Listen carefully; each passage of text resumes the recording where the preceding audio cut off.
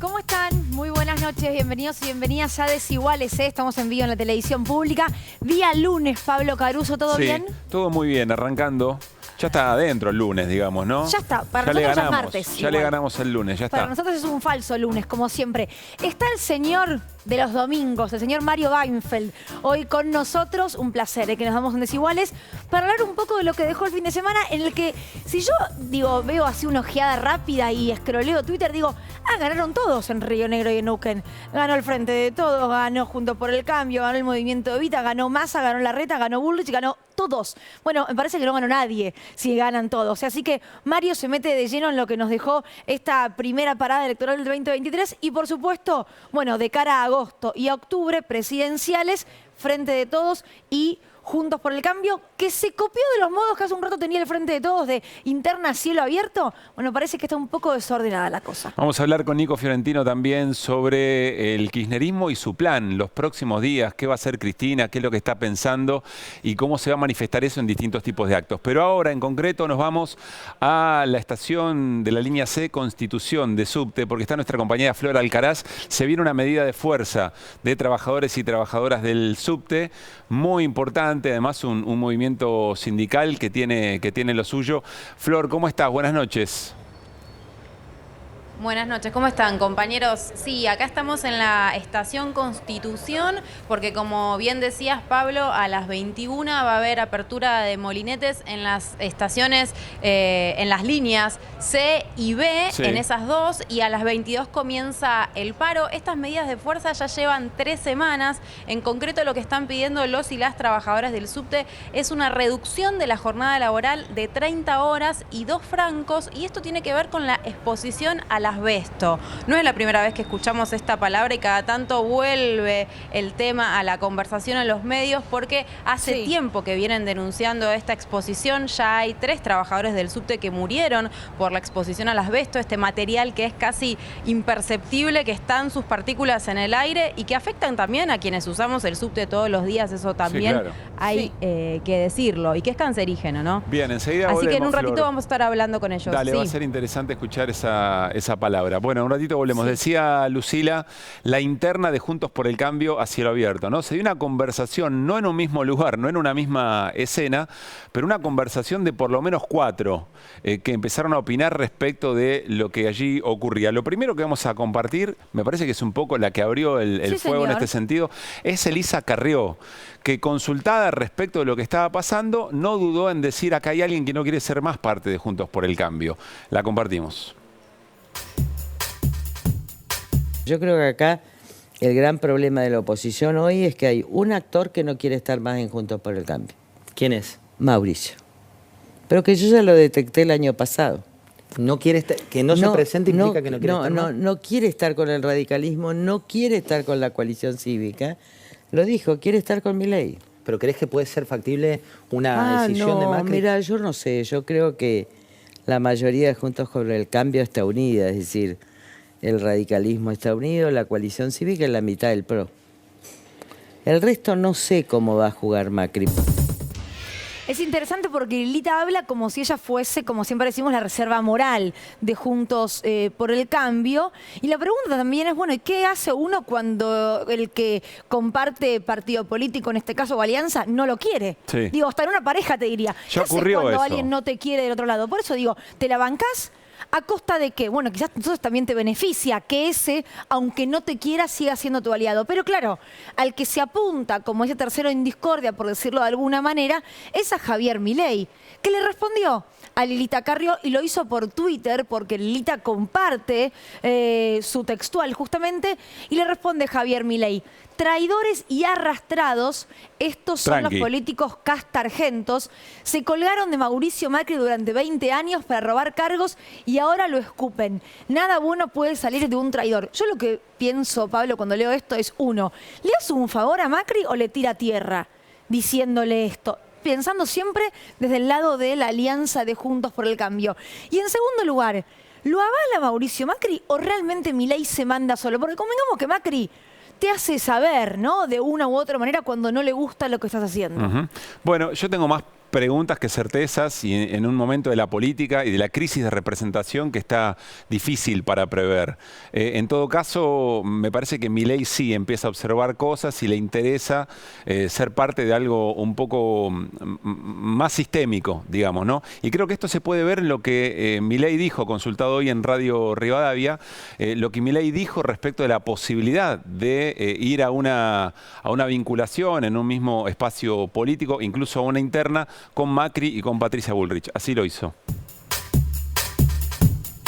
Si Patricia te hubiera llamado el año pasado, suponete, ¿no? Y te hubiera ofrecido que sea su vice, Patricia Milei, ¿habrías aceptado? No, dentro de Juntos por el Cambio no. No, crear una estructura nueva. Yo no tenía problema de confluir en una nueva estructura por fuera de Juntos por el Cambio. Es más, yo dije algo, vamos a una interna y si ganan, yo acompaño. Me da la sensación que es tarde o no. A crear un nuevo espacio y hacer la interna, no. Y si en estas circunstancias a nosotros nos tocara ganar, yo voy a convocar muchas personas que estén en el equipo de Bullrich.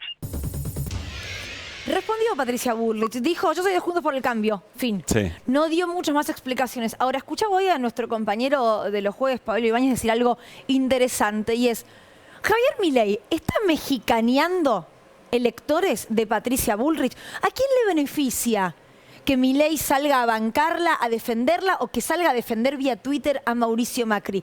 ¿Realmente le suma a Bullrich y a Macri eso? Porque digo, lo decimos muchas veces, entre fotocopia y original, Sí. entre los que te dicen hay que romper todo, ¿te quedas con la que hace 30 años formó parte del sistema político y rompió de otra manera? ¿O te quedas con el que aún formando parte de cierto establishment, desde un lugar de economista si se quiere, no ha ocupado cargos políticos de relevancia? Yo ahí insisto, ¿no?, con que lo que mejor podemos hacer es afinar un poco las preguntas. Voy a citar a otro compañero, le voy a citar a Nico Fiorentino, que hace unas semanas nos dijo, che, Mauricio Macri está coqueteando, viene coqueteando con Javier Milei y con esa fuerza política, pero viene coqueteando con mimos, digamos, ¿no? Entonces ahí uno podría pensar en realidad que hay una lectura. Insisto que es pregunta. Si el establishment económico en realidad nunca aceptaría, no pondría sus negocios en manos de un Milei. Pero sin embargo, si Macri y Patricia Bullrich logran hacerle creer a la sociedad que efectivamente representan más o menos lo mismo, pero que son mejor garantía para el sistema económico, bueno, hay una infinidad de lecturas posibles, pero está en ebullición. Quien apareció también en escena fue María Eugenia Vidal. Me parece sumamente interesante lo de Vidal. No quiero adelantar nada, después seguimos con este juego de perfeccionar un poquito las preguntas. Vidal entró, pateó la puerta y dijo, che, nos tenemos que bajar todos. Miren cómo le hizo. Yo creo que el PRO tiene que bajar todas las candidaturas a todos los cargos y volver a empezar. Cuando digo de todos, de jefe de gobierno, de gobernador, de presidente, creo que el PRO se debe una discusión honesta sobre su programa de gobierno y mostrárselo a la sociedad. Bueno, la gran pregunta es ¿por qué lo dice? No tenemos la respuesta. Ahora yo puedo intuir algo y en base también a lo que dijo Nico, sumate a la charla. Vidal es la que si decimos, bueno, barajamos y vamos de nuevo, claro, salgo de presidenta, quizás compito mejor en la ciudad de Buenos Aires. Quizás ahí tengo margen además de ganar. ¿Ella o alguien más? Ella. ¿Sí? Nico, ¿vos coincidís? Yo creo que lo voy a entrar en un terreno donde la información es igual a cero y es 100% hipotético. Y yo me hago la misma pregunta que Luli. Si todos se bajan y quedan todos los lugares al descubierto, Vidal tendría una salida, digamos, coqueta para bajarse de su candidatura presidencial, la cual ya anunció. Ella dijo, si Mauricio no es candidato, yo voy a hacerla. Tendría una salida honorable, digamos, de su precandidatura presidencial y por ahí aspirar a ser esa candidata del consenso, claro, de la unidad, en la Ciudad de Buenos Aires. Pero subrayo, no hice ni un llamado respecto a esto, pero me hago la misma pregunta que Luli. Ahora, hay otra pregunta que me hago y es, siempre remarcamos que aún con internas, aún con discusiones, por supuesto, intrapartidarias, el PRO y hasta Juntos por el Cambio tenía un orden al momento de salir a debatir, ¿no? Se va ordenando. La pregunta ahora es, ¿se está ordenando? Porque parece que se pica cada vez más. Dos observaciones se mete Néstor también. Primero, evidentemente esto de Vidal, si es que está pensado en el ámbito de la Ciudad de Buenos Aires, es porque ve grandes chances de que Martín Lustó pueda con Jorge Macri, eventualmente. Eso lo pregunta. ¿Mauricio Macri está en condiciones técnicas de jugar en la ciudad? Sí. Podría. Podría. Bien. Néstor. Me parece que Vidal advirtió que en esta discusión de nombres Juntos por el Cambio se parece mucho a aquello que denosta. Juntos por el Cambio dijo toda su vida que eran los proyectos más los equipos. Y ahora es una discusión sobre personas. Entonces detecta que se están pareciendo mucho a eso que, por lo menos en lo declamativo, proclamaban que no era.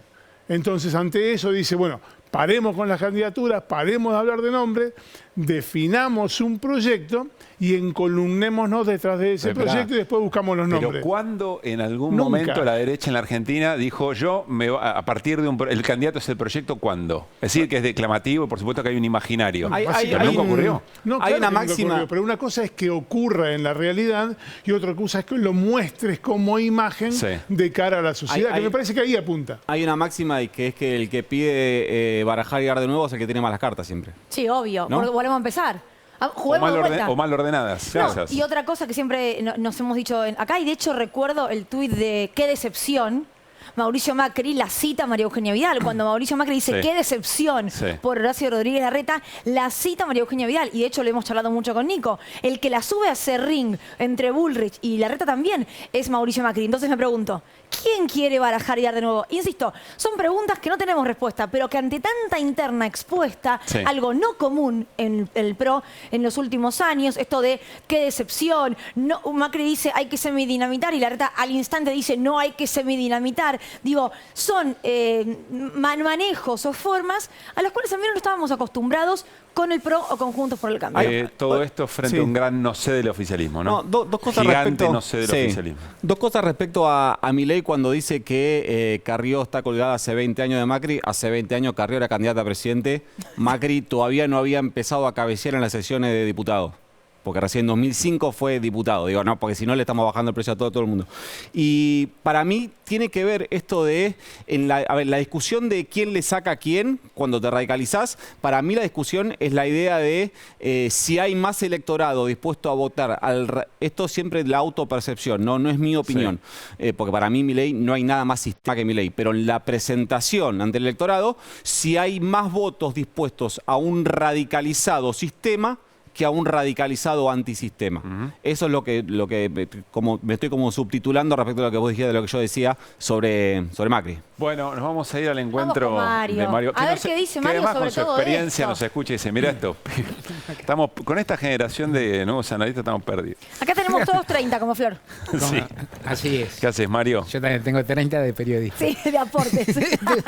¿Cómo estás? Bien, por suerte. Gracias bien. por venir un lunes. No, un gustazo. Bueno, arrancamos, antes de meternos en esto, ¿con qué ideas te quedaste de lo que pasó en el norte de la Patagonia, en Río Negro y en Neuquén? No, pará que tenemos un informe para eso, Caruso. Perdón, Caruso. Terminemos con lo que estamos hablando. ¿Por qué Eso tenés por que cambiarme llegar de tema? tarde. Eso por llegar tarde. Sí. Claro, Bueno. está ansioso hoy, ¿viste? No se tomó su cafecito, no se comió su tostado. Calma, Caruso, calma. Claro. No, es interna al rojo vivo, literal, ¿eh? Aparte él dice que fue penal y yo digo que no. Así que ya no con hablemos eso, del rojo. No hablemos del rojo. Mario, ¿qué opinas de lo que estábamos hablando? En general trato de ser súper cauto y de no meterme mucho en ese terreno de de eternas especulaciones o perdurables especulaciones, sobre las cuales, como todos ustedes dijeron, no se sabe qué va a pasar, no hay información ulterior. Entonces todo el mundo dice, bueno, ¿para qué dijo esto? ¿Para qué dijo lo otro? Y que yo lo observo, miro, supongo, porque uno no puede dejar de imaginar para qué hizo cada quien algo, pero en general trato de no avanzar mucho y menos delante de micrófono, porque no sé qué interesante puedo decir, con franqueza. Y no estoy descalificando que se diga, lo que estoy diciendo es todo lo que se puede decir, más o menos se dice. Me llama la atención de todo esto. Apenas digo dos cosas. Una, qué alivio que Vidal no haya dicho la política es un circo sin público. No, lo dijo. Lo dijo. Ah. Escuché la nota entera con Cristina Pérez en Radio Caramba, yo Rivadavia estaba y lo contento, dijo. le iba a agradecer. No, entonces Lo dijo. ahora va a sumar esto. Lo más asombroso que se dice es lo de Vidal. Lo de Carrió es habitual. Carrió en general discute, señala, se enfrenta y demás. Y en este momento seguramente está más cerca de Larreta y el resto, en verdad, no sé qué puede pasar. me da una impresión también general por encima que me parece muy llamativa, y ahí también confesión de parte, o que soy yo pecador, digo, yo soy en general relativamente escéptico de las perspectivas concretas de votos que puede llegar a conseguir Milei en la real primera vuelta en la Argentina. Todo esto no en dicho, las PASO, decís vos, sino en octubre. no, en la primera vuelta, en la que se cuentan los votos. Claro. Entre las PASO y la primera vuelta puede haber mudanzas de votos, y esto es parte de la cuestión. De cualquier forma, Milei ha conseguido algo que supera los primeros pronósticos o las primeras lecturas que cualquiera, que yo podía tener, que es, no hay dirigente político importante en la Argentina que no piense que Milei está en la conversación, que es muy importante, que está parejo su partido inexistente, está parejo con los otros dos partidos y que podría llegar a la segunda vuelta. Eso vuelve a esa construcción real. Claro. Si efectivamente se lo toma como real. Totalmente, claro. Es la lógica de la famosa profecía autocumplida. Si Claro. todo el mundo cree que un hecho existe, ese hecho produce consecuencias, tal como si existiera. Y entonces todos van alineándose en función de eso, se van preocupando, se alteran también. Si vos vas primero o segundo y de repente te dicen que vas tercero, te peleas con tu compañero, Sí. con tu camarada, con tu correligionario. Vas viendo desde el lado de Juntos, ven con más interés, llamémoslo como quieren, la posibilidad de tener una alianza o algo así. Yo veo entre las dos fuerzas un enorme desorden, un nivel de discusiones. En este sentido, creo que también que todas estas discusiones son muy lejanas de las percepciones. Yo no soy votante Juntos por el Cambio, digo algo redundante, pero no puedo creer que haya votantes numerosos de Juntos por el Cambio o votantes independientes o no tan politizados, no tan definidos, que se interesen por todas estas conversaciones.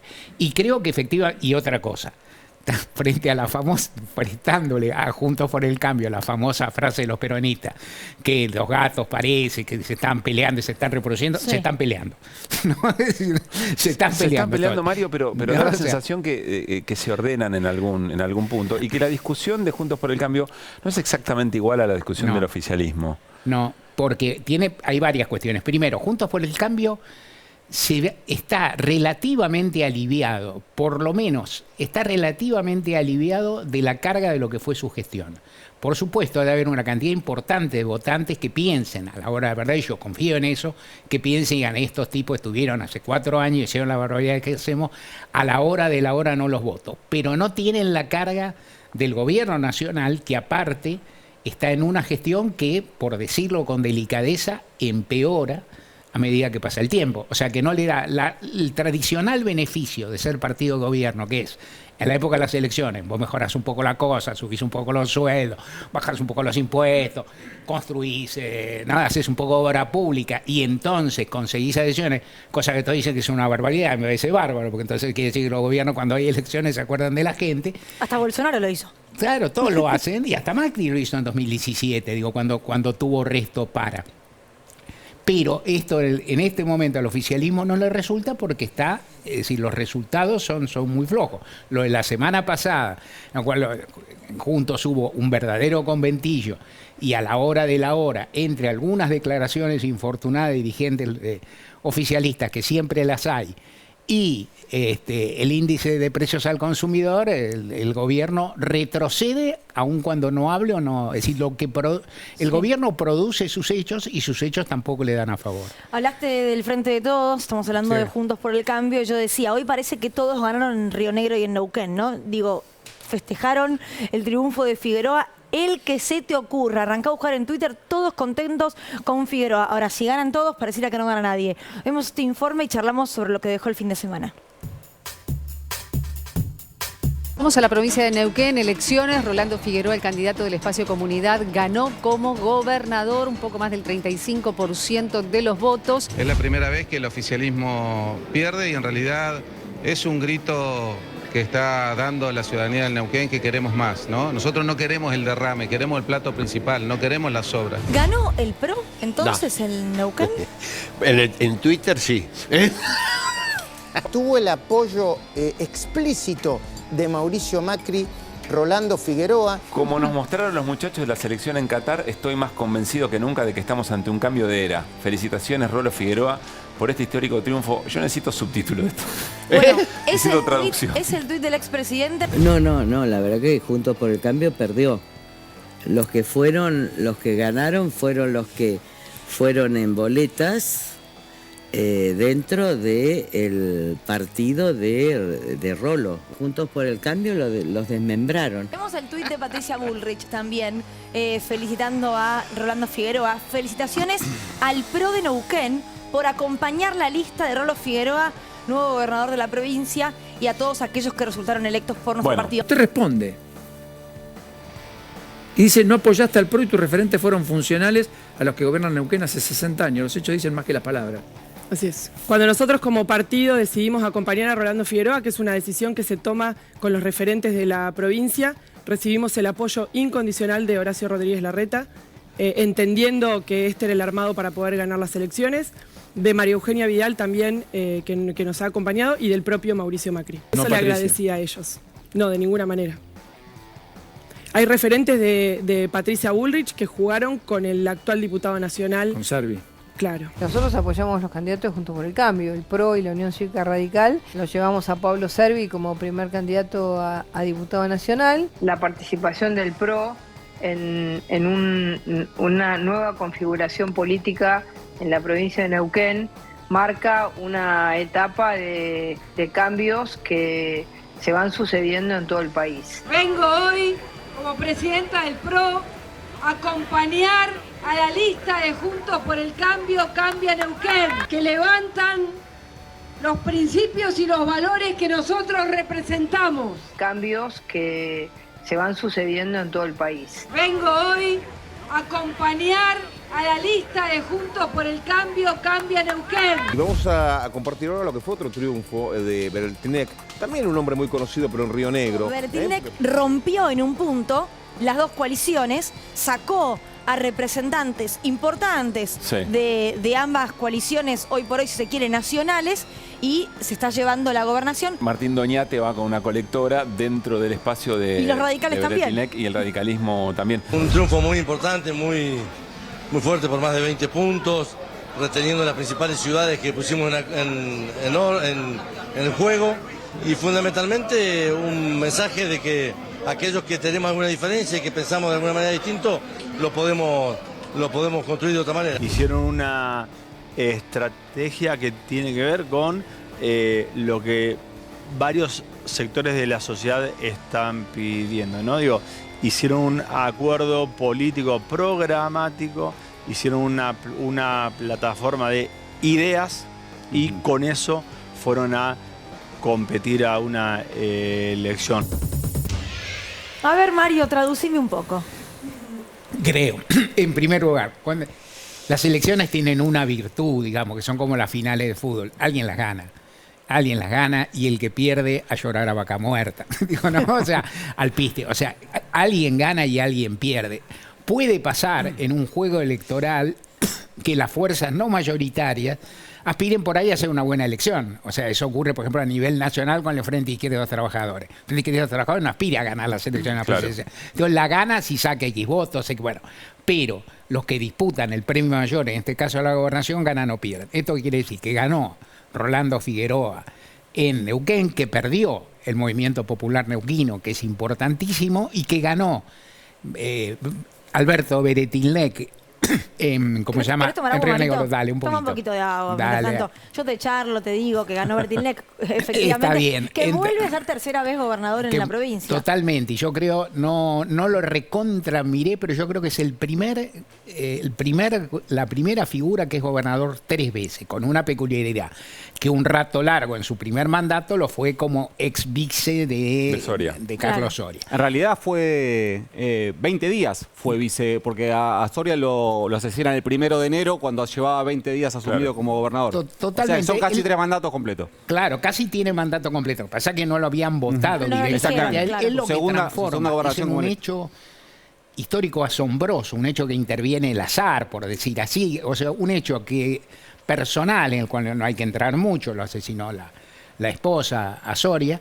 Un hecho que es de la vida personal, que tiene el alcance casi de un magnicidio, porque cambia la historia de la provincia. El peronismo llegó por primera vez En 2011 gobernaba una provincia que había sido radical todo el tiempo. Sí, sí. Llega Beretilnec, que es de otro partido, que está para engrosar, por decir así, mejorar la fórmula con un aliado, Intendente Chipoletti, gran ciudad de una provincia que tiene varias ciudades importantes más o menos parejas.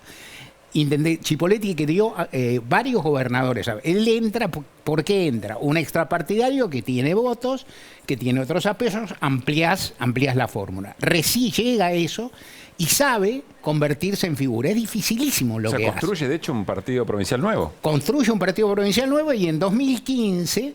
Mientras a todo esto, casi nadie se acuerda de esto porque fue hace mucho, ustedes eran chicos, dice alguno, pero en su momento, como eso ocurre, como bien dice Nico, eso ocurre de entrada, el peronismo rionegrino hace un poco de fuerza para decir, bueno, esto es una emergencia, es un hecho fortuito, vaya a saber, a este no lo votó nadie, sí. ¿no? Estamos perdiendo la provincia, inventemos algo, una intervención, una zaraza, una asamblea, yo qué sé, con un activo participante en eso que era Miguel Pichetto. Claro. Y ahí quien se opone es Cristina. O sea, en general hay discusión dentro de Río Negro y Cristina, se le plantea a Cristina, recordemos, 2011, Cristina 54% de los votos, ¿no? Y una victoria amplia del peronismo en Río Negro. No era imposible la jugarreta, era una jugarreta. Cristina no quiso. Beretilnec sigue y reconvierte, diríamos los abogados, su título y llega a ser candidato en 2015. Y vuelve a ganar. Gana con lo suyo. Gana en 2019. Con su delfín, digamos. En 2015 gana él. Perdón, en 2019 con Arabella, Y 2019 con Arabella porque él intenta reelegirse, le dice, vos ya fuiste, lo que decía Nico, vos ya estuviste prácticamente 2 mandatos, es lo que dice la Constitución, tenés que dejar pasar uno. Entonces pasa 2 pruebas ácidas, que son bien difíciles. Pasa la de venir de un partido, del tercer partido, en el mejor de los casos, tercero, muy lejos, del tercer partido de la provincia, a ser el partido que empieza a ganar. 2, tiene que poner a una persona de su equipo, de su partido, que no es lo mismo, nunca. No. Hay quien dice que Arabella Carrera no está tal vez a la altura misma del gobernador o qué sé yo. Consigue superar eso y entonces arma para esta elección una coalición que tiene listas colectoras, el criterio de los odiadores de la lista sábana, porque él es una lista sábana inmensa donde él tiene 3 colectoras. La propia, ¿no? Es decir, está su nombre arriba y hay 3 colectoras. La de su partido, la del radicalismo y la del peronismo, básicamente el sector de la Cámpora. Eso es increíble igual, ¿no? Digo, porque ahí recibió un apoyo de la vicepresidenta a través de la Cámpora, a través del senador Martín Doñate y de la Unión Cívica Radical. Sí, yo no sé si la vicepresidenta intervino tanto. ¿Vos crees que no? No sé hasta qué punto no hay un grado de autonomía. No me atrevo a convertirme en un sibarita. Guado de Pedro recién igual estaba bancando también, está claro. La Cámpora Martín Doñate es un representante de la Cámpora, es un senador, es conocido, es el que protagonizó sin querer la puja por entrar al Consejo de la Magistratura. Sí. Pero yo no sé si tanto. En cualquier caso. Fue a Viedma en Río Negro, me dicen, ¿no? La vicepresidenta, la última vez que habló públicamente. Claro. Sí, fue a Viedma a la universidad, ¿no? Sí. Con autoridades que le son afines, que yo. Ahora, Beretilnec, entonces, lo que consigue es armar un partido provincial, un partido que fuera de Río Negro no existe, ¿no? Un partido provincial local que se consolida y que pasa a ser el partido, no quiero hacer teoría acá, ni pretender un marco teórico, el partido dominante, el partido hegemónico, desde el año 2012, 2013, 2014, 2015 hasta hoy, que es bastante decir. Y es una victoria muy importante, muy caracterizada por lo local, en el cual, cuando se hagan las cuentitas bien, mirando Beretilnec necesitó bastante los votos de los aliados. O sea, Beretilnec sacó bastante, ganó. El que gana. El que ganó.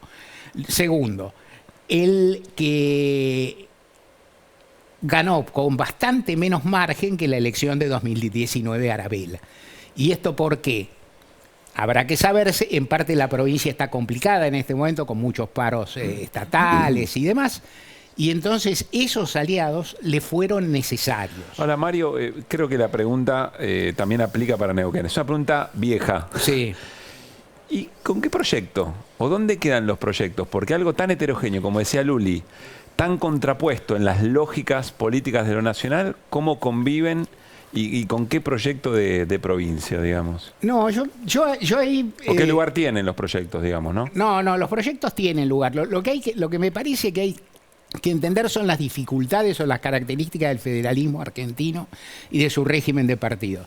Las provincias, el movimiento popular neuquino tiene una representatividad en la provincia de Neuquén, ha construido Estado, ha tenido que ver con crecimiento económico, ha tenido que ver con algunas políticas sociales o interesantes. Estos últimos años no han sido los mejores. Ha gobernado 40 años seguidos. Nadie que gobernó 40 años gobernó de forma homogénea, digamos. Yo creo que son fuerzas que tienen alguna propuesta y que su propuesta en buena medida consiste en compulsear con los gobiernos nacionales. O sea, porque... Defender lo nuestro, digamos. Claro, defender lo nuestro, pulsear con los gobiernos nacionales. Hugo Aime, que es un consultor que plantea muy bien, que tiene una muy buena mirada sobre los distintos sistemas políticos que conviven en la Argentina, dice algo que es interesante y que no sé dónde encansilla. Dice, las provincias grandes en población, en recursos económicos, quiero decir, ¿no? Las que uno podría decir Córdoba, Santa Fe, hasta Tucumán, pongámosle hasta Mendoza, Buenos Aires, sin duda, tienen su dinámica propia, sus dificultades propias y demás. Pero discuten con el poder central porque necesitan también ayuda, apoyo, recursos. Las provincias chicas todo le reprochan al poder central porque prácticamente dependen de ella. Yo no sé dentro de esta clasificación, no sé dónde ubicaría a Río Negro y Neuquén. Tal vez como me retraduzco, yo subtitulo ahí, me digo, ¿no? A mi ver, estas son provincias intermedias. Tienen recursos, tienen poblaciones laboriosas, tienen cierta diversidad productiva dentro de algo, son provincias donde la gente labura un montón, donde la gente progresa, son provincias de migraciones internas. Bueno, Neuquén es la que más creció en los últimos años, lo dijo el censo, ¿no? Creo que son 40 habitantes más por día en los últimos años. Claro, entonces, yo ¿qué es lo que veo? Yo veo dos partidos provinciales, uno que ha perdido después de un ciclo larguísimo y que perdió, o sea, Rolando Figueroa es un hombre que salió de ese partido, es un hombre que fue intendente 2 veces. De 2 localidades, Mario. ¿Cómo? De 2 localidades, sí. Aparte. Único neuquino que fue intendente de 2 localidades distintas. Fui intendente de 2 localidades, eso no lo sabía. Diputado. Vicegobernador. O sea, es un hombre del sistema político, no es un hombre antisistema, no es, o sea, y es un hombre que habla de producción, habla que él dice, no queremos, usa la palabra derrame respecto a los recursos energéticos, dice, nosotros no queremos el derrame, queremos y dice, e inclusive le utilizó una palabra en su campaña que es neuquinizate, ¿no? O sea, una palabra consigna que es decir neuquinizate. A mí, yo no creo que esas fuerzas sean fuerzas descolgadas, no lo son históricamente. El movimiento popular neuquino, que siempre ha tenido un senador, ha tenido 2 senadores tradicionalmente, porque gana siempre, tienen alguna presencia en la política nacional. Es decir, y yo añadiría algo más respecto a las elecciones de ayer, que es primero, elecciones, creo que lo dijo Artemio ayer también, elecciones, 3,1% del padrón, que no es una muestra significativa, no es una muestra cabal en términos estadísticos, porque la muestra son 2 provincias determinadas que no dan la media a las argentinas ni nada. 3% del padrón no da proyección nacional, pero hay datos que pasan a ser interesantes y que habría que mirar. Elección tranquila, elección respetuosa, alto porcentaje en Neuquén y no en Río Negro, circunstancias distintas, tal vez porque una era pelea y la otra no. Claro, mucho sentismo en Río Negro. Mucho sentismo en Río Negro y buena presencia en Neuquén. Y mucha tranquilidad, mucho respeto. Hay quien dice, en las provincias se respira un clima social y político algo distinto que lo nacional. Esto también se va a tabular en las elecciones que vienen. ¿Nico? No, me quedaba, ahora quiero decir algo sobre esto y vamos a desarrollar la columna, pero esta lectura de que si pasa esto ganó el PRO, cuando en mayo haya elecciones en, si no recuerdo mal, Tucumán, San Juan, La Rioja, La Pampa, Tierra del Fuego, Roberto esas 5 Mayo. comisiones. Digo, si en todas esas gana el Frente de Todos, que estamos hablando, o sea, el Frente de Todos, después en las generales tendría que ganar con el 65% de los votos. Hay algo que a mí yo cubrí muchas elecciones en provincias y lo que te pasa cuando las cubrís ahí es que te das cuenta que todo análisis desde acá que se haga de lo que pasa en las provincias es 99,8% errado, porque no tiene nada que ver. Por ahí la Ciudad de Buenos Aires y la provincia de Buenos Aires son distintas.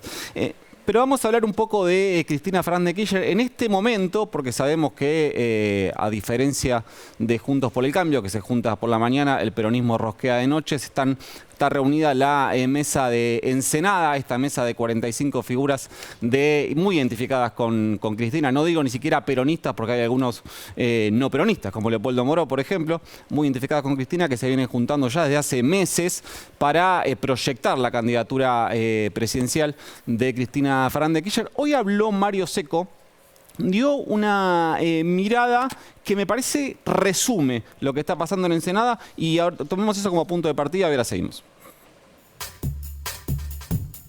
Cualquier plan B que no tenga el sello de Cristina está muerto antes que empiece. ¿Y ¿no? si es un plan B con el sello de Cristina? Eso lo decide ella, no lo decidimos nosotros. Nosotros decidimos que Cristina tiene que ser. Y armar los escenarios para que ella tome la decisión política. El escenario del 17 de octubre en Plaza de Mayo, el Estadio Único, el 11 de marzo en Avellaneda. Y el otro día, el 13, explotamos la plaza, el Palacio Judicial.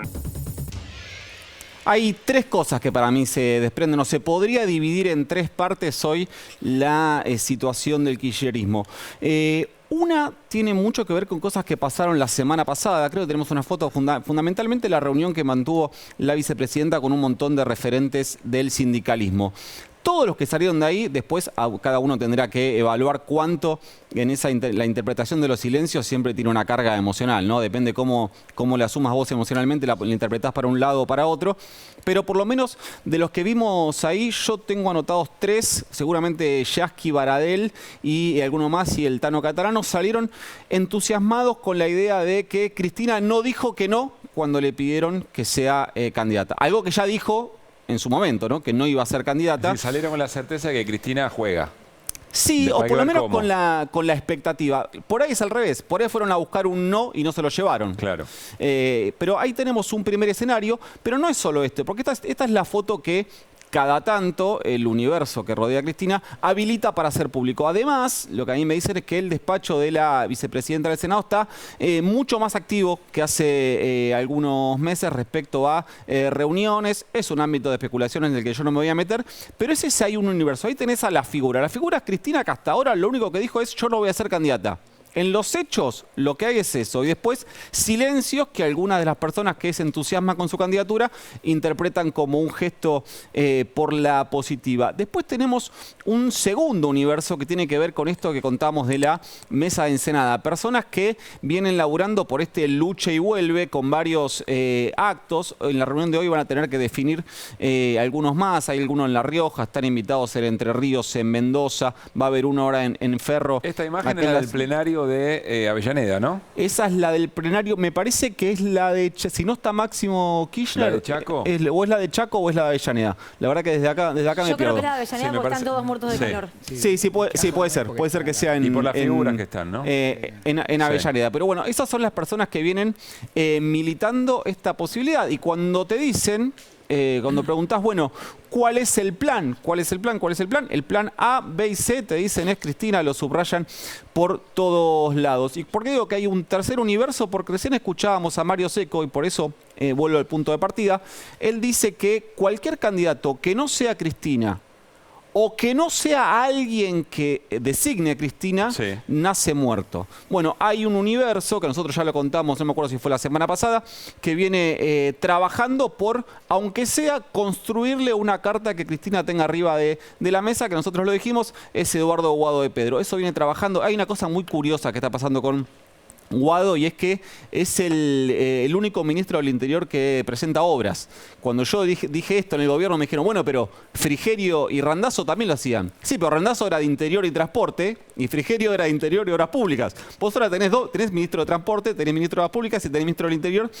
Lo vamos a ver muy activo en las provincias a Guado de Pedro, y si te dije que hay posibilidades de que el peronismo, en por lo menos 6 elecciones que se van a dar a nivel provincial, en el mes de mayo tiene los resultados que en la mayoría espera, no dudes de que en todos los escenarios va a estar Guado de Pedro parado ahí. A ver, Mario, después de esto que cuenta Nico, los distintos escenarios dentro del kirchnerismo, ¿para dónde agarrás? ¿Qué te llama la atención?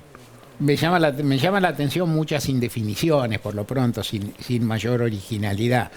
Me llama la atención las discusiones que hay en torno de la decisión o no decisión de Cristina.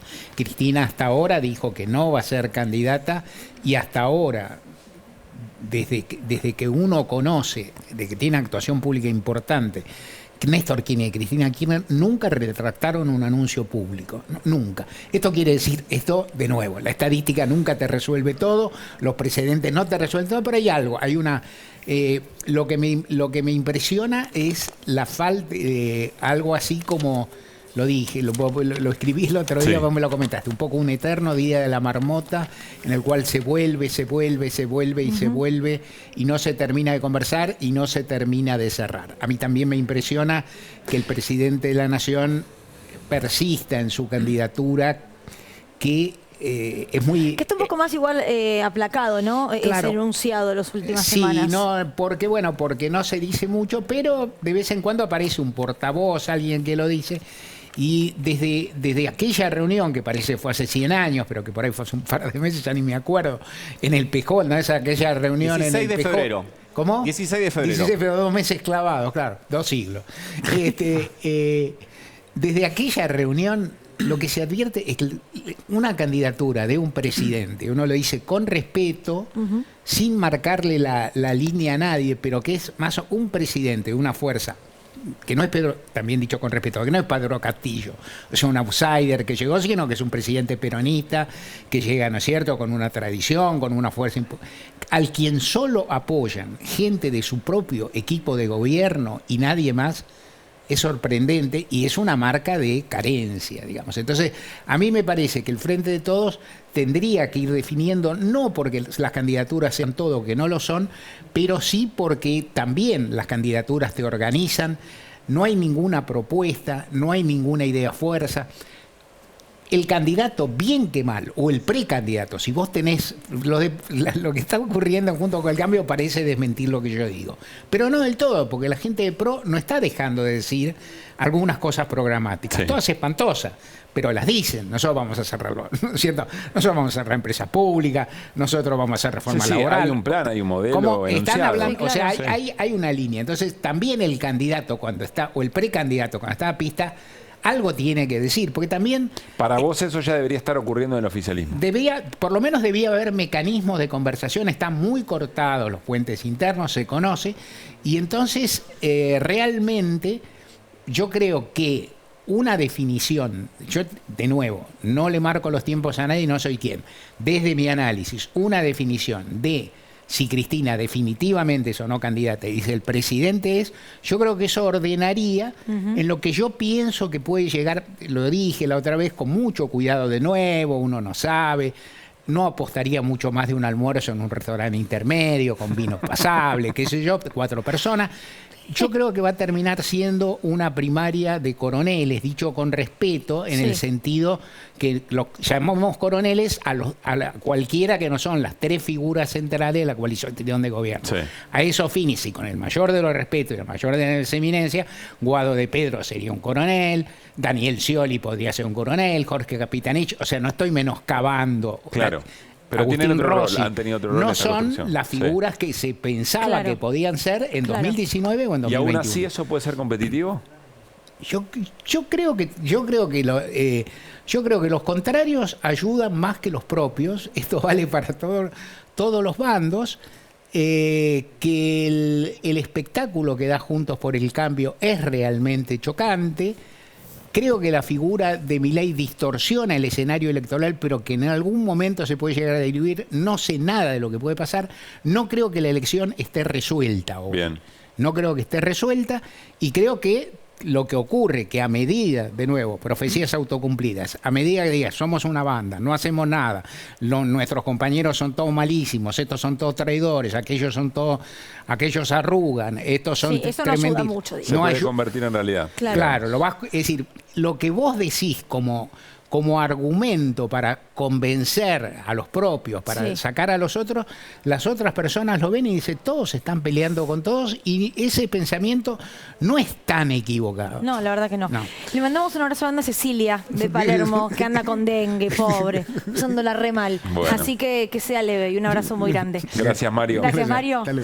Bueno, nos vamos al móvil con Flor Alcaraz. Les recordamos, está la línea C, la estación Constitución, en medio de la apertura de molinetes hasta las 10 como medida de fuerza, pero se viene un freno de servicio en la línea C y la línea B. Flor.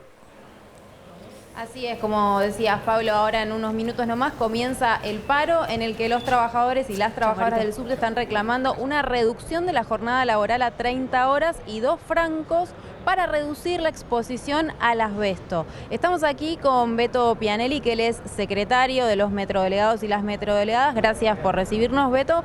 ¿Cuál es el reclamo más allá de estas consignas y a quién va dirigido este reclamo para poder entender las respuestas? Pues sabemos que hubo fallos judiciales que les dieron la razón, que hay en concreto informes que dan cuenta de la presencia de asbesto, pero ¿a quiénes les están pidiendo estas propuestas que están haciendo?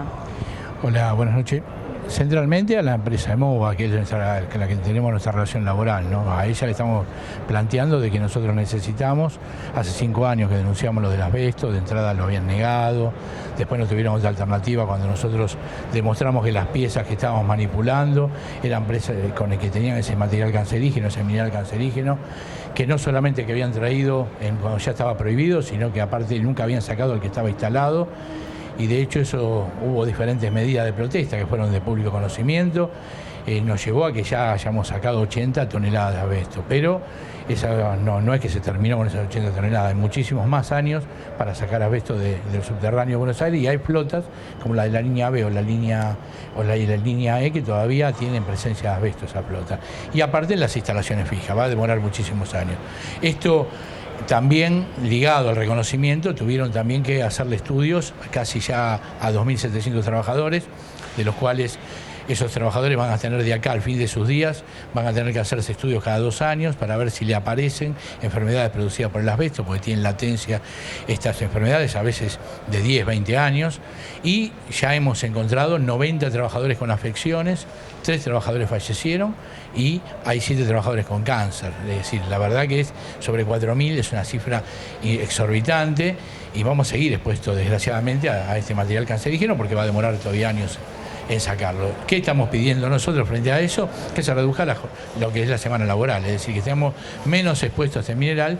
Para eso es la primera vez que sobre este tema estamos pidiendo unas condiciones que tienen que ver con nosotros, estar menos expuestos a este mineral, y para eso queremos reducir la semana laboral, obviamente 30 horas, para que podamos, por lo menos durante que esté el asbesto acá, tener menos exposición, ¿no? Beto, Pablo Caruso. Beto, te escuchan ahí en el piso, Pablo Caruso, Pablo y Luli Trujillo también. Gracias, Flor, claro. Beto, preguntarte qué argumenta la empresa y si pone en discusión el efecto que tiene el asbesto, que todavía permanece tanto en las formaciones como en el resto de la infraestructura. Sí, cuando nosotros salimos con este debate, que ya hace un año que venimos discutiéndolo, parecía que íbamos... Que había forma de dialogarlo con ellos. Sí. Ahora cuando vimos que no avanzábamos y empezamos con esta medida de protesta, retrocedieron en el discurso a 5 años atrás, porque salió la vocera de MOVA el otro día a decir de que que deje tranquilo, de que no a nadie afecta el asbesto, cuando en realidad tenemos estas cifras que fueron reconocidas no solamente por la empresa, sino por la Superintendencia de Riesgo del Trabajo, por la ART de la empresa, claro, pero por el gobierno de la ciudad. Pero esa discusión se termina con una evidencia fehaciente respecto de la presencia del mineral y además de su impacto. Eso no debería ser muy difícil de exponer y demostrar incluso en discusión pública. No es difícil, aparte la justicia falló, es decir, la justicia, nosotros presentamos un amparo ambiental en representación a los trabajadores y también de los usuarios, porque los usuarios en menor medida también están expuestos. La justicia nos dio la razón, dio un amparo, ellos apelaron, en segunda instancia volvió a darnos la razón, es decir, no hay ningún motivo, por eso son de muy bajo nivel los argumentos que han dado la empresa MOVA hasta el momento. Lo que pasa es que no quieren sentarse a discutir de qué manera aminoran la contaminación que nosotros, Ahora, o mejor dicho, la exposición a la contaminación que tenemos nosotros, ¿no? Ahora, Beto, pienso en este pedido concreto que es reducción laboral a 5 días y 2 francos. En ese sentido también implicaría el ingreso, pienso, de nuevos trabajadores. Mirá, la empresa desde la pandemia, porque esto nosotros lo venimos discutiendo más que hace 5 años que estamos en el tema de asbesto. Ya en la pandemia lo que demostramos es que se podía trabajar más eficientemente, menos días, porque trabajábamos menos días para evitar contagios. En ese momento se lo dijimos, mira, esta es la secuencia, va por acá. ¿Y qué hizo la empresa desde la pandemia a esta parte? Redujo personal. Hoy hay 400 trabajadores menos que antes de la pandemia, es decir, hay un 10% de la plantilla menos. ¿Qué hizo? Como se podía hacer efectivamente, lo que hizo redujo el personal para maximizar ganancias. Por eso, obviamente, que hay que tomar personal. Y si de hecho vos viajás en subte, vas a ver que vas a ir a estaciones donde no hay nadie. No sabés cómo cargar, dónde cargar, para dónde tenés que ir, porque están vacías. Lo mismo con la limpieza, vas a ver que la limpieza es muy deficiente, porque no toman personal desde antes de la pandemia. Esta es la triste realidad. Es decir, frente a una posibilidad real de mejorar las condiciones de los laburantes que estuvimos expuestos, que en realidad, porque ya la brutalidad ya la hicieron, el acto criminal de no haber sacado el asbesto en los últimos 20 años, de haber traído asbesto cuando estaba prohibido, ya lo hicieron. La manera paliativa ahora, mientras tanto, que era reducir la jornada laboral, los tipos lo que prefirieron es maximizar ganancias. Beto, la última de mi parte, ¿cómo sigue y qué relación están entablando con la comunidad, con pasajeros y pasajeras? Pues se sabe que cada vez que hay una medida de estas características, si no hay buena comprensión, le echan la culpa al movimiento sindical. Mirá, ¿cómo sigue? Nosotros quisiéramos que siga, que mañana nos llamen de la Secretaría de Trabajo para sentarnos a discutir. Vos sabés que no hay ningún laburante que le guste estar en un conflicto. Creo que lo que estuvimos y lo que estamos es en conflicto. Todos sabemos de que eso, de que a la gente le gusta estar en conflicto, es mentira. Esto genera situación en la casa, de intranquilidad en tu familia y a vos. Bueno, quisiéramos eso mañana. Si no, vamos a seguir protestando. Obviamente con los usuarios que estamos explicando, estamos entregando un volante cuando abrimos los molinetes, estamos haciendo medidas de esta característica, de 2 horas, no paralizamos todas las líneas juntos, lo hacemos salteados, es decir, si paramos la línea C, paramos la B que está en la otra punta, no queremos hacerla inclusive en líneas porque uno puede viajar, poder correr hasta la otra línea sin tener que viajar, o salir antes, por ejemplo. Buscamos la manera de que la gente entienda de que obviamente sabemos que no tiene nada que ver con el problema que nosotros padecemos, y es más, ellos también son víctimas, por eso le explicamos, por eso hicimos el amparo ambiental también en representación a los usuarios que están expuestos, ¿no? Beto, gracias por tu tiempo, gracias también a Flor Alcaraz. No, gracias a ustedes, un abrazo. Bueno, muy bien, nos vamos a ir a un corte. Al regresar, atención, porque Néstor Espósito tiene novedades sobre Vicentín respecto de la causa, qué pasa con acreedores después de la gran estafa que hicieron. Y lo vamos a vincular con algo que publicó Alfredo Zayate el fin de semana. Adivinen qué empresa está entre las primeras que amarretearon la liquidación de cosechas dólares para la Argentina. Vicentín. Bueno. Hacemos un corte muy breve, ya venimos.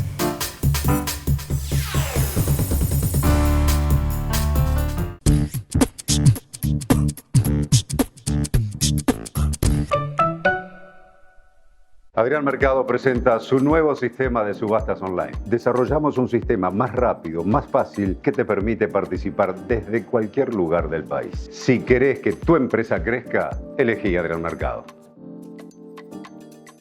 Pedro Saborido está parado sobre la muralla. Todos los días se levanta una pared en el conurbano. Una, cientos, miles y de todo tipo. Conurbano. Una pared es mucho más que una pared, porque siempre tienen algo para contar. Un imperio que crece. Quienes levantan estas paredes se enfrentan a todos los climas, a todas las dificultades, para contribuir así a la expansión imparable del imperio conurbano. Universo Conurbano. Lunes, 23:30. Televisión Pública. Nuestros cuerpos, nuestra voz. Nuestras axilas, nuestra elección. Depiladas, con pelos o con marcas. No importa cómo sean. Todas merecen el mejor cuidado. Por eso cuando elegís DAV, elegís más que protección. Único con un cuarto de crema humectante y vitamina E. Probá DAV y sentí la diferencia desde el primer uso. Me siento hermosa con mis axilas. ¿Qué le aporta un comprimido de 102 Plus a tu día? Un extra de energía, mayor concentración y un máximo rendimiento. 102 Plus, una fórmula exclusiva para potenciar la energía de todos los días. 102 Plus, el plus para crear tu día. En Musimundo extendimos el Musi Sale y agregamos más descuentos. Aprovecha hasta un 40% y hasta 12 cuotas sin interés en los mejores productos seleccionados con tu tarjeta de crédito. Te esperamos en nuestras sucursales y en musimundo.com. Un living donde se habla de todo. Hablar con la E, y creo que eso es un acto político de inclusión.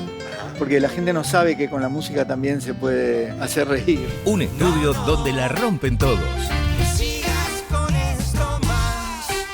Yo viví 20 años en España y con todo lo respeto que hay una cultura a veces más fuerte europea que en la propia España. Cuando el anfitrión es Lito, no queda tema sin tocar. Anfitrión, martes y miércoles, 23:30. Televisión pública.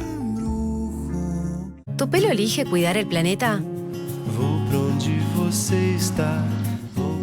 DAV creó el nuevo DAV Real Poder de las Plantas para cuidar tu pelo y el planeta.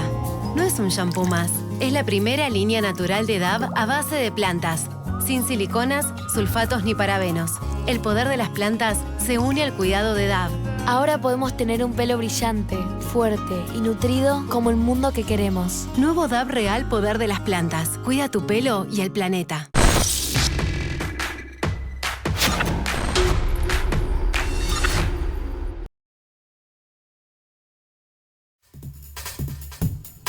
Vamos ahora del canje de bonos en dólares por títulos en pesos que fue anunciado y impulsado por el Ministerio de Economía y Sergio Massa. No afecta para nada al sistema jubilatorio, porque ya hoy algunos pájaros malagüeros decían se meten con el fondo de sustentabilidad del ANSE, los jubilados. Hoy volvieron a robarle a los jubilados, señor. ¿Están metiendo la mano de nuevo en la caja de los jubilados? Otra vez los jubilados han sido la variable de ajuste. El famoso Fondo de Garantía de Sustentabilidad. Técnicamente. Lo están haciendo crema. Es como si Massa hubiera agarrado una masa, valga la redundancia. Sí. ¿Se metieron con la plata de los jubilados?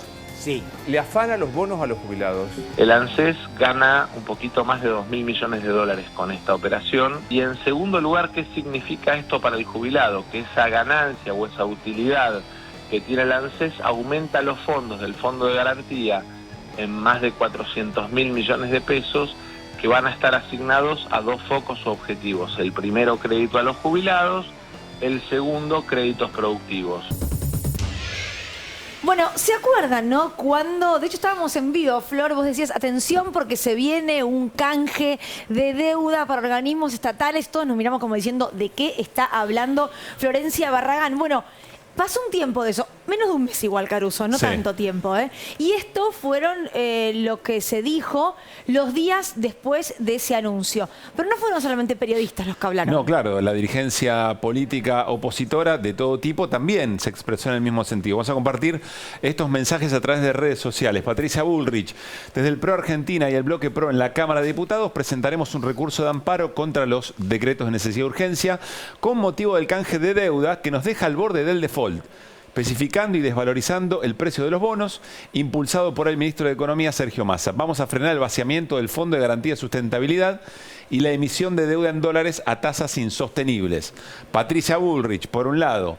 Pero no fue solo Patricia Bullrich. Y no fue solo desde la derecha que se criticó esta medida, porque el siguiente tuit tiene que ver con Nicolás del Caño. Nicolás del Caño, desde la izquierda no oficialista, por decirlo de alguna manera, le entregan a fondos de inversión y bancos los bonos en dólares del Fondo de Garantía del ANSES a cambio de títulos en pesos. Con la plata de los jubilados financian la fuga de capitales. Otra posición sosteniendo la idea de que se estaba estafando a jubilados y jubiladas. Y hay un tuit más del diputado Laspina que les quiero mostrar porque es en un punto el diputado económico referente de Juntos por el Cambio que dice: el manoteo de la deuda del Fondo Fondo de Garantía de Sustentabilidad y el reperfilamiento, término que recordemos introdujo el exministro Lacunza, de los bonos del Tesoro en cartera del Banco Central, los DNU que hoy dispone sean atendidos con nuevos títulos, demuestra que la deuda intrasector público es una gran mentira. Saquearon el Fondo de Garantía de Sustentabilidad y el Banco Central, ahora queda claro. Esto dijo el diputado Laspina. Pero vamos a invitar a Flor,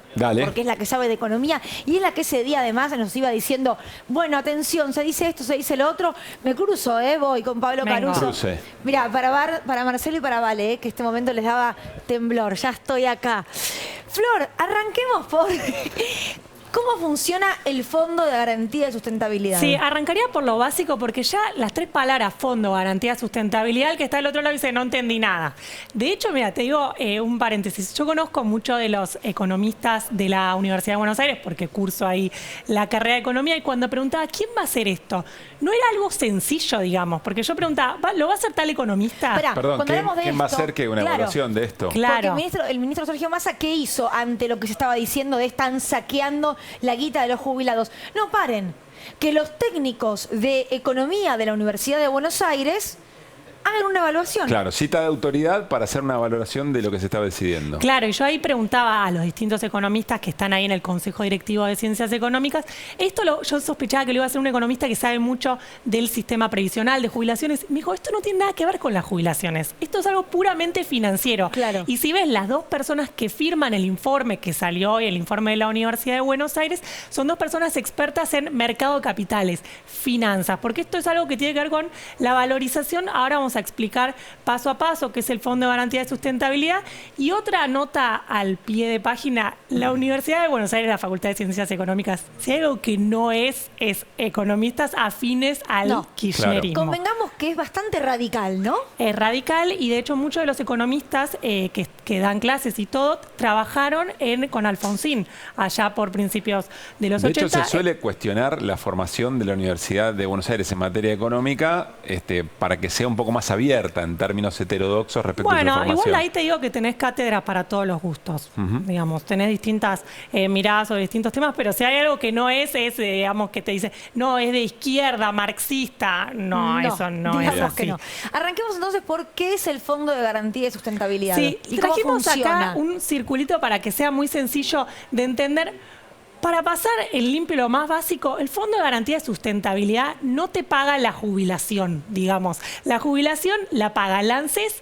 ¿Cómo la financia esa jubilación? Por un lado, ¿viste cuando como trabajador agarrás tu recibo de sueldo que dice aportes y vos decís, ¿por qué me sacan el 11%? Creo que es. Cuando decís los aportes, bueno, con esos aportes se financian, las contribuciones también que hacen las empresas, se financian las jubilaciones y también con impuestos. Entonces, ¿qué hace el Fondo de Garantía de Sustentabilidad que depende del ANSES? Se creó allá por el año 2008 con la plata que quedaba de las AFJP y lo que hace es invertir en el sector productivo y financiero, es decir, no paga las jubilaciones. ¿Por qué? ¿Qué es lo que busca? Busca generar actividad económica y puestos de trabajo. Es decir, si vos ves, el Fondo de Garantía invirtió en Atucha, invierte en el Procrear, invierte en parques solares. Y con esa actividad, genera actividad económica y puestos de trabajo, esto es lo que busca hacer, y con esos recursos son los que después van al sistema previsional, porque si vos generás actividad económica, digamos, se generan puestos de trabajo, se generan más aportes, más contribuciones. Genera plata para que los jubilados, si se quiere, tengan un fondo desde el cual se les paga potente. Claro, de hecho, pero de nuevo, las jubilaciones hoy se pagan con aportes y contribuciones y con impuestos, no con lo que genera el Fondo de Garantía. Sí, cuando se creó el fondo, que dice cuál es la finalidad del fondo, es si en algún momento pasa algo que no se puedan pagar las jubilaciones en Argentina, vas a tener este respaldo. Bien. Pero de hecho, ahora lo vamos a ver en el informe de la UBA. Una suerte de ahorro contracíclico. Claro, sí, pero que dice, de hecho, si pasamos a parte de las conclusiones del informe de la UBA, dice, en 15 años que existe este fondo, nunca se usó para pagar jubilaciones. Digamos que es un ahorro bien utilizado. Ahorita cuando uno dice, ¿qué hago? Tengo unos pesos de más. ¿Qué hago con estos pesos de más? No sé muy bien, yo nunca sé bien qué hacer. Esto sería los pesos de más en un punto que tiene el ANSES a modo de backup. Sí, así es. Es cuando se privatizaron las AFJP, había mucha cantidad de dinero. Eso se conformó en el fondo, que fue creciendo en el tiempo. Después vamos a ver cómo fue creciendo a lo largo del tiempo, pero es verdad, es justamente lo opuesto de ir al banco a una caja de seguridad y dejar la plata ahí sin mover, es lo opuesto a eso. Perdón, Flori, corregime, porque me parece importante en la valoración. Y es lo contrario de lo que hacían esas empresas que la timbiaban con sus propias empresas.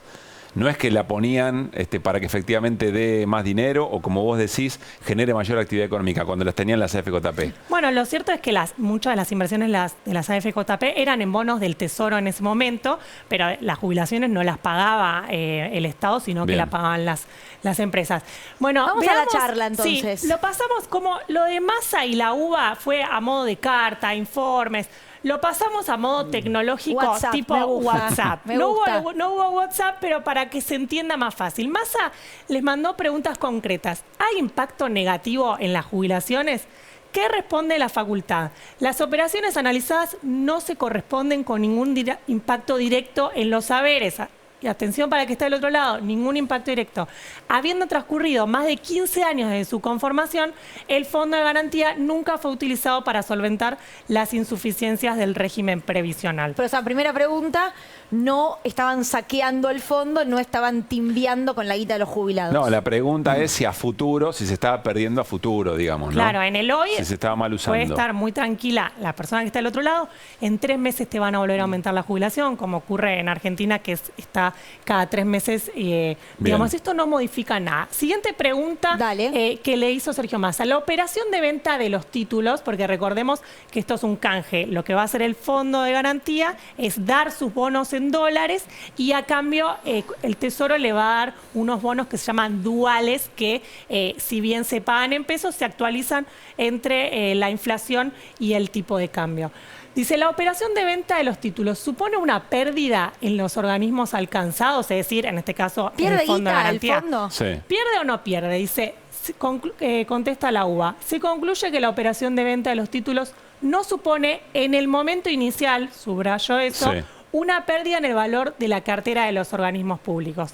¿Qué dice la UBA? A hoy, y hace toda una serie de cuentas, porque les decía, las personas que lo hicieron son muy expertos en temas financieros. Finanzas.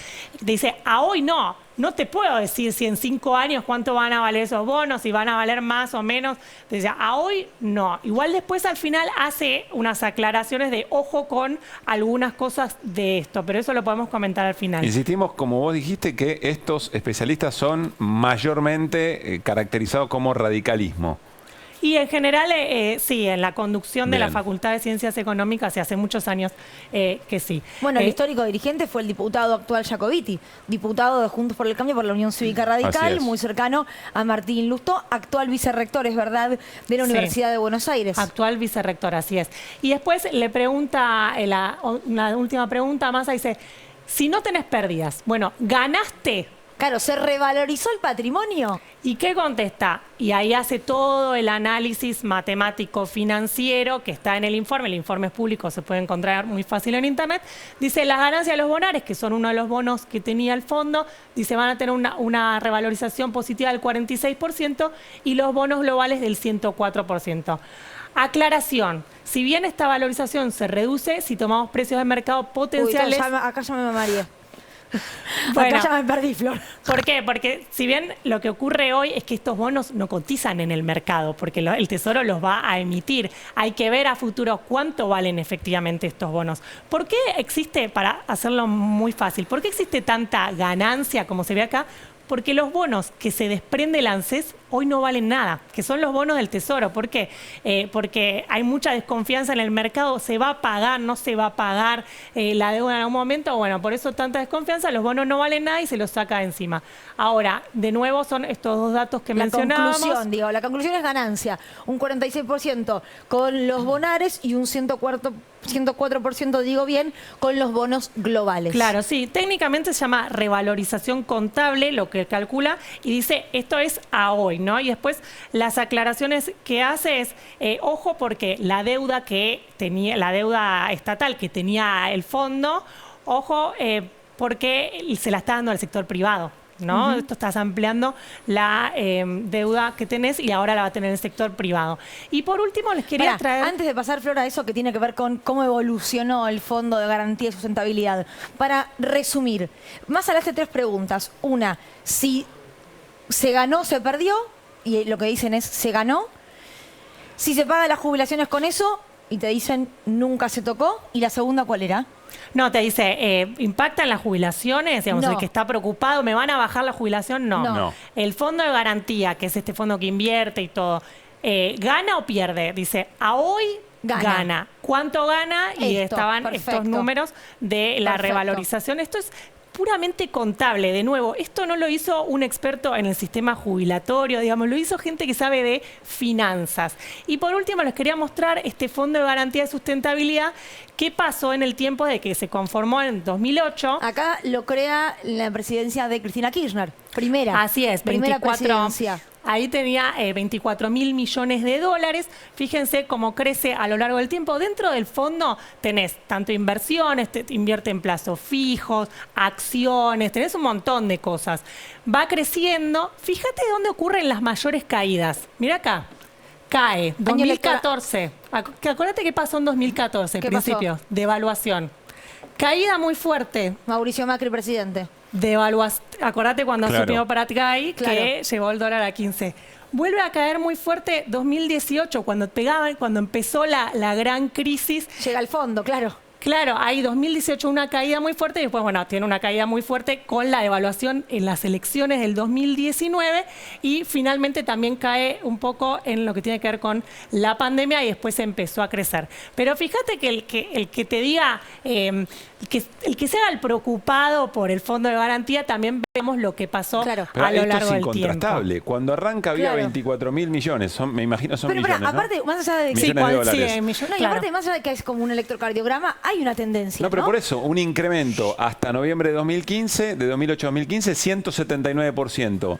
Durante el periodo que gobierna el proyecto macrista, había llegado a 66.000 millones, cae a 35.000, 47% de caída.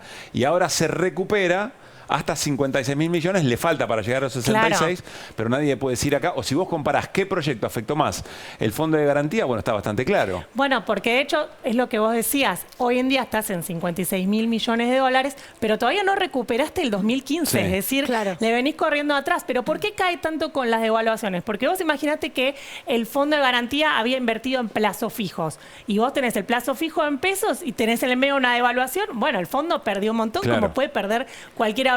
Invierte en acciones. Cuando hay fuertes devaluaciones, fuertes crisis, las acciones de las empresas se derrumban, cae entonces la valorización del fondo. Por eso entonces vamos viendo estas fluctuaciones. Bien. Súper interesante. Y esto es súper claro además, Flor, ¿eh? Para que lo entienda yo. Sí, lo primero que se me ocurre decir es aquellos que están preocupados por el jubilados y jubiladas, traten de no aportar como solución a esta crisis la devaluación, ¿no? Porque lo que efectivamente ocurre queda muy claro en este gráfico.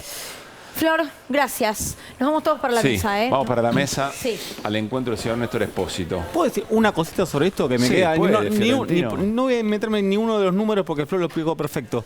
¿Sabes qué me preocupa a mí? ¿Qué? El antecedente, la jurisprudencia ante una decisión económica que te cuestionan ir a golpearle la puerta a la UBA para un informe. ¿Por Ahora, qué?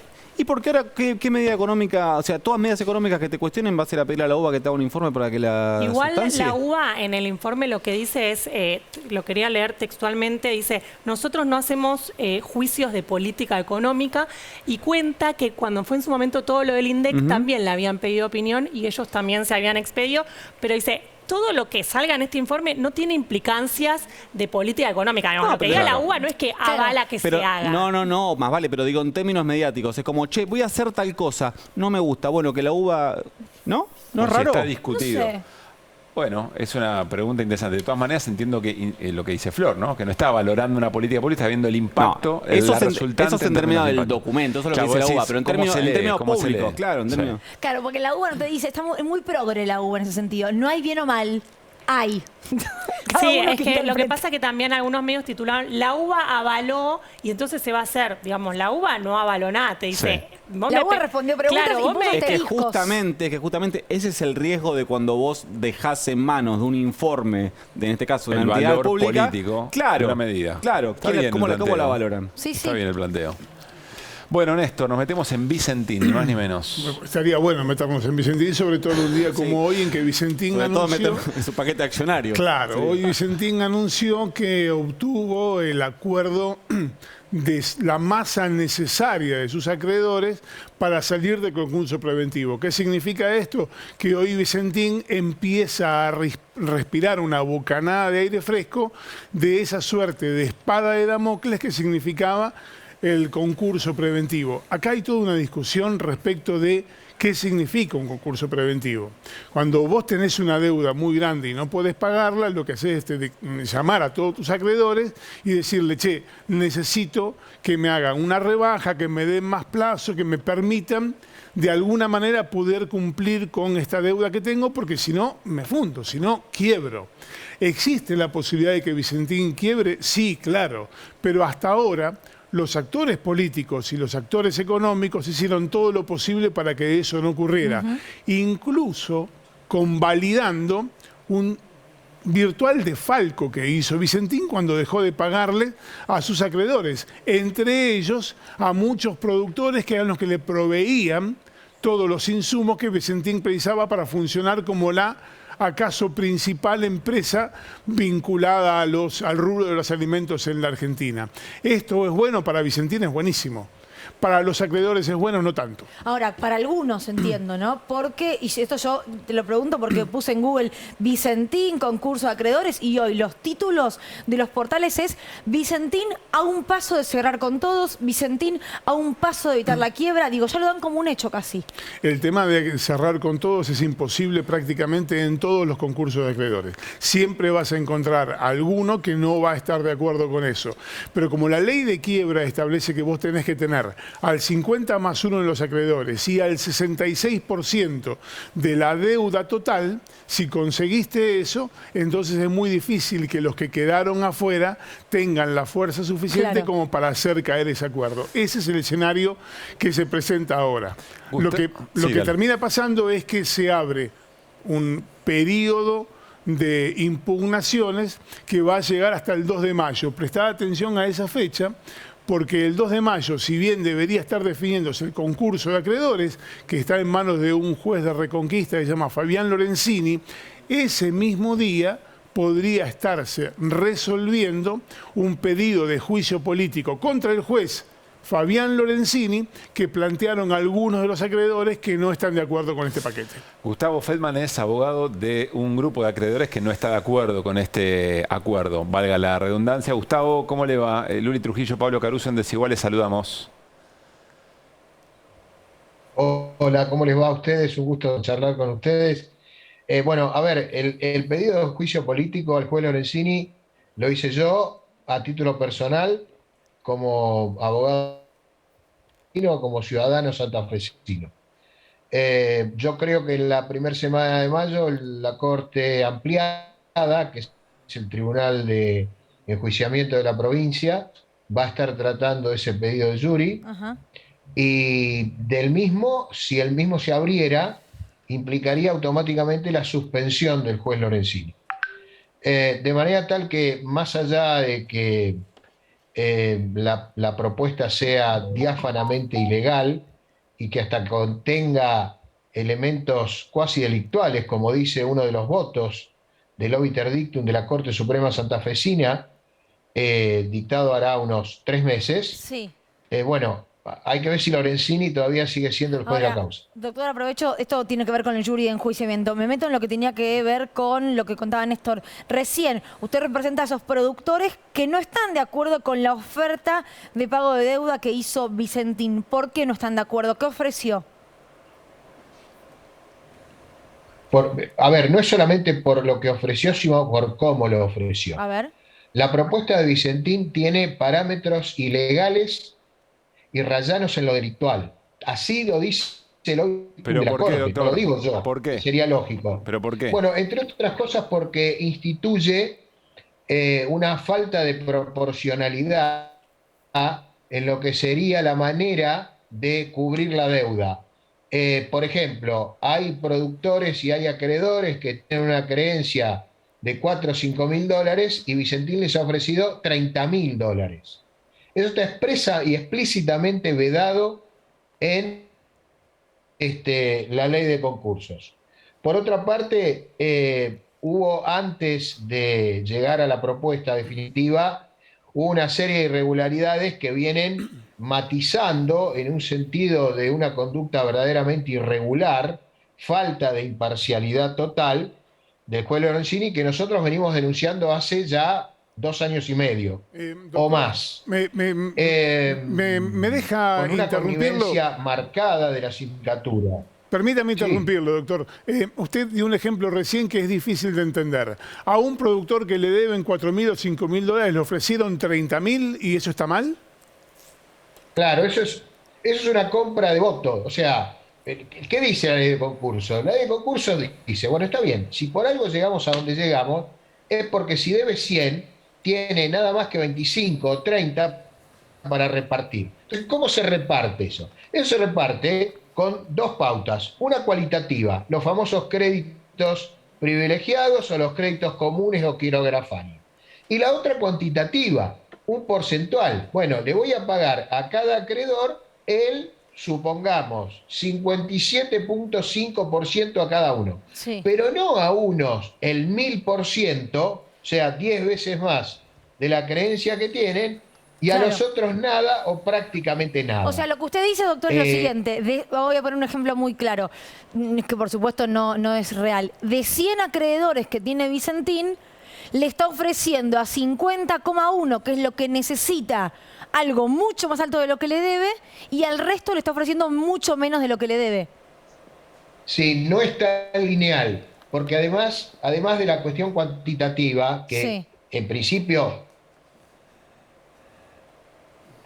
ya es violatoria de la ley de declaración, es mucho más grave.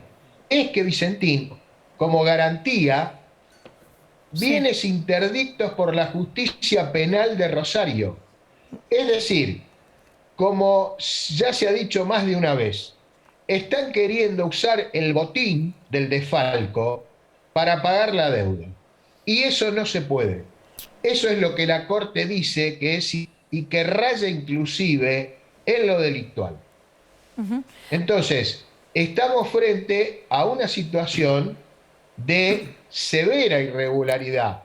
Yo no creo que la propuesta de Vicentín termine aprobándose, aunque el juez Lorenzini el viernes haya dicho que están reunidos los parámetros cuantitativos, es decir, hay la suficiente cantidad de acreedores nominales y hay la suficiente cantidad de capital como para ponderar si puede prosperar o no la propuesta. Es una propuesta delictual, es una propuesta insanablemente nula.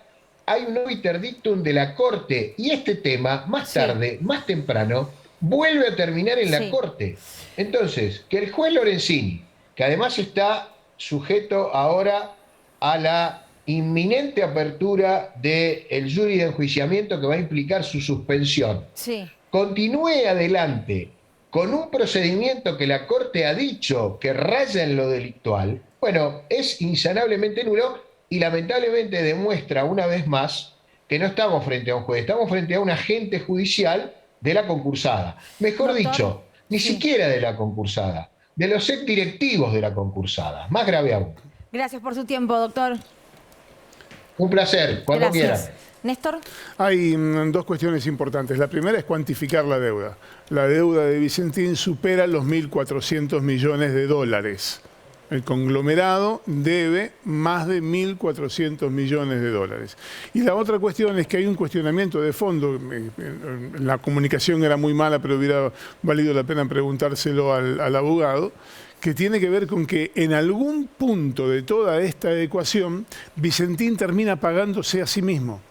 Porque el reparto de las empresas y de los paquetes accionarios termina causando que Vicentín parte de esa deuda la tiene contraída consigo mismo y que de esta manera, al hacer un proyecto global de pago de esa deuda, claro, cuando se paga menos a sí mismo no se perjudica. Ahora, cuando le paga menos a los acreedores y entre ellos está el Banco Nación, termina perjudicándonos a todos. Todo remite a la decisión que no fue, ¿no? Y sobre todo pensando que es la segunda empresa que amarreteó la cosecha y no le dio los dólares al Estado que necesitaba para pasar este tiempo. ¿Le puedo hacer una pregunta, Néstor? Obvio, Digo, Flor. así como cuando decimos, ¿cómo el FMI le prestó tanto a Argentina si ya sabía que no le iba a pagar?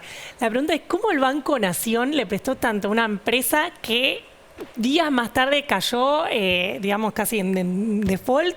En tema judicial, ¿el Banco Nación tuvo alguna implicancia por esto? Yo ante esta pregunta pongo un espejo y te la retribuyo a vos. No, en realidad lo que pasó fue que buena parte de esos créditos se entregaron en la etapa final del gobierno anterior. Entonces hubo una causa penal que hoy todavía está abierta, es una forma de decir, que investiga justamente si ahí hubo un desfalco. Y esa causa avanza con la agilidad de una tortuga anciana con artritis. No avanza. Mirá la placa de las empresas que más retuvieron efectivamente la liquidación. Acá estamos hablando de los dólares que le faltan al Estado para conducir mejor la política económica. Sí, información del colega Leandro Renún, página 12, ¿no? Que publicó este fin de semana. Alfredo Zayat fue, ¿no? Sí, Alfredo Zayat, perdón, el domingo. tenés razón. Díaz Sanforti, que entiendo que además trabajó en conjunto con la propia Vicentín después de todo el lío, y la segunda es Vicentín. Después sigue efectivamente el resto. Son las 10 empresas que más incumplieron. La segunda, Vicentín. Por eso hay quien continúa sosteniendo lo importante que hubiera sido un control del Estado de esa empresa, por ejemplo, frente a lo que pasó después con la sequía, entre otras cosas. Ahora sí al corte, Caruso. Vamos. Ya venimos.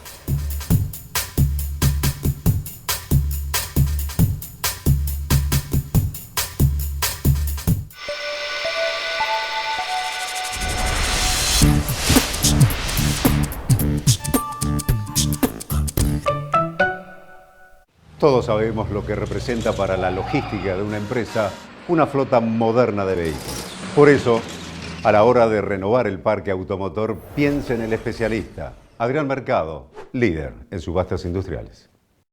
Y este gasoducto nos va a permitir independizarnos económicamente, es decir, no estar gastando todos los inviernos los barcos que vienen.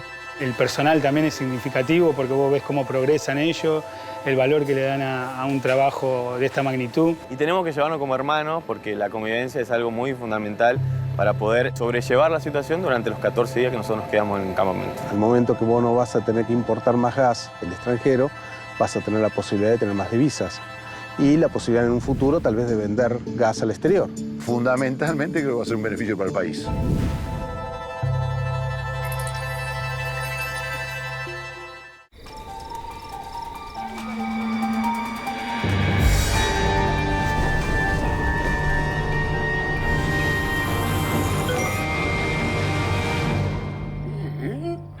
Modo discreto. Mira tu home banking sin miedo desde la app de BBVA. Tus datos se ocultan cuando tenés a alguien detrás tuyo.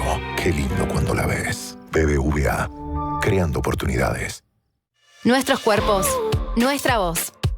Nuestras axilas, nuestra elección. Depiladas, con pelos o con marcas. No importa cómo sean. Todas merecen el mejor cuidado. Por eso cuando elegís DAV, elegís más que protección. Único con un cuarto de crema humectante y vitamina E. Probá DAV y sentí la diferencia desde el primer uso. Me siento hermosa con mis axilas. ¿Cuándo van a pedirle disculpas a la tierra, al aire, al río, a la montaña, a los bosques, a los glaciares? ¿Cuándo le van a pedir perdón a la Mapuñuque?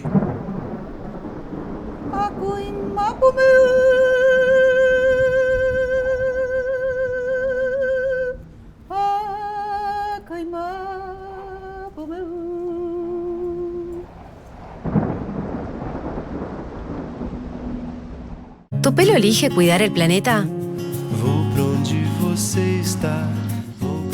DAV creó el nuevo DAV Real Poder de las Plantas para cuidar tu pelo y el planeta. No es un shampoo más, es la primera línea natural de DAV a base de plantas, sin siliconas, sulfatos ni parabenos. El poder de las plantas se une al cuidado de DAV. Ahora podemos tener un pelo brillante, fuerte y nutrido como el mundo que queremos. Nuevo DAV Real Poder de las Plantas. Cuida tu pelo y el planeta.